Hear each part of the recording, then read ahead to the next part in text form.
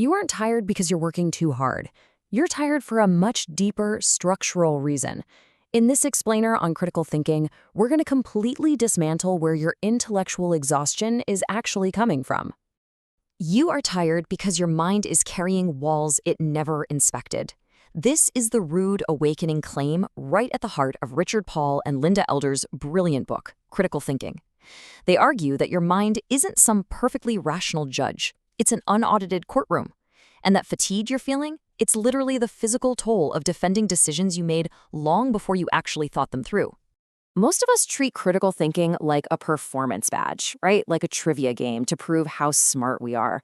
But if we're going to align with what we've been building here at UpGoWise, we have to treat this framework as a practice of structural self-mastery.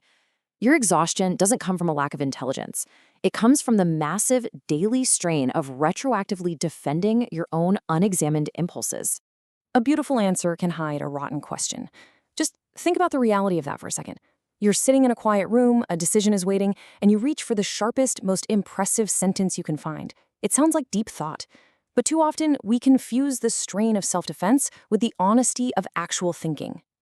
Part 1. The Trap of Fast Critique. See, when you have a highly capable, biased mind, it doesn't just crash or throw an error code like a computer. Instead, it becomes dangerously fluent. It learns to perfectly explain away anything in a matter of seconds. We tell ourselves, I already think critically. I question weak claims. I just need better information and more time. I really wish this weren't true, but let's look at where this logic actually leads us. If you believe critique is just processing speed, then the fast mind wins. And if the fast mind wins, your very first unexamined assumption immediately becomes the law of the land. To fix this, Paul and Elder break thought down into architectural elements: purpose, question, information, assumptions, and implications. Now, this isn't just more thinking, it's essential load testing. You're literally inspecting the beams and joints of your mind before you try to build a house on them. Without that structural load testing, we face a terrible dilemma. You either trust your quick read and just repeat an old blind spot, or you slow down to analyze every little thing and watch the day absolutely punish your lack of speed.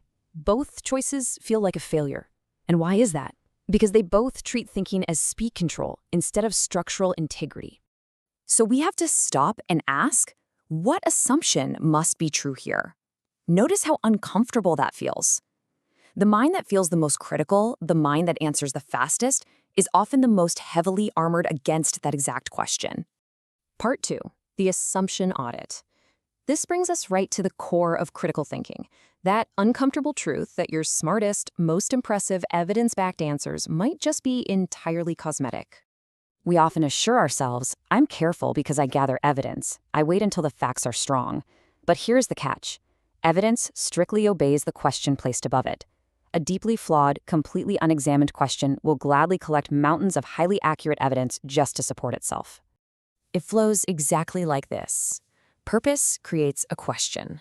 The question selects the information. That information invites an inference. The inference rests entirely on your assumptions. And those assumptions carry real, tangible consequences. Thinking is never just thinking. It is always aimed at something, and it always leaves a trace. The answer is paint. The assumption is the wall. You simply cannot fix a cracked wall with a fresh coat of paint. Try this. Pick a decision you keep revisiting, one you keep spinning your wheels on. Now, don't ask what you chose. Ask what question made that choice seem sane. Then, ask yourself, what did this question protect me from seeing? Was it a hidden status, a fear, maybe a blind loyalty to an older version of yourself? Part 3, the hidden cost. You see, there's a massive social reward for being the smart defender. Society absolutely loves the person who can quickly and intelligently explain anything away. One bad frame effortlessly commands 10 excellent, completely loyal facts. This is exactly why highly intelligent people get completely stuck. They spend all their time brilliantly polishing their reasons and gathering their facts, while completely sparing the hidden architecture of their own thought. So we fall into a second heavy dilemma. You can defend the decision and carry its hidden premise forever, or you can abandon the decision and basically admit your own judgment is unstable. Both options are incredibly painful because both of them totally avoid the true audit, stopping to ask, how was I actually thinking in the first place? Being right can become self-sabotage with better grammar. The next time you feel absolutely certain about something, you must stop attacking the conclusion. Inspect the parts. What's your purpose? What's the real question? What are you actually assuming? Part 4. Think before it thinks you. That is the core promise of critical thinking. You were never tired from thinking too much. You were exhausted from defending your thoughts before you ever actually tested them. This is exactly why taking a vacation or a weekend break never actually cured your fatigue. Rest helps the body. It does not inspect the wall. The actual cure for this specific exhaustion requires you to name just one hidden assumption. We have to completely change the order of our intellectual operations. Audit first, defend later, if the defense even survives. We need to treat this as a disciplined, daily practice, not just some neat theory. Richard Paul and Linda Elder's framework turns your intelligence from a smoke machine that obscures the truth into an accountable system of stewardship.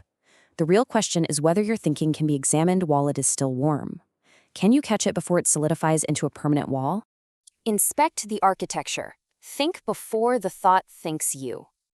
Before anything else tomorrow, you will do this. Write one reason against your next confident choice. Then name its hidden assumption.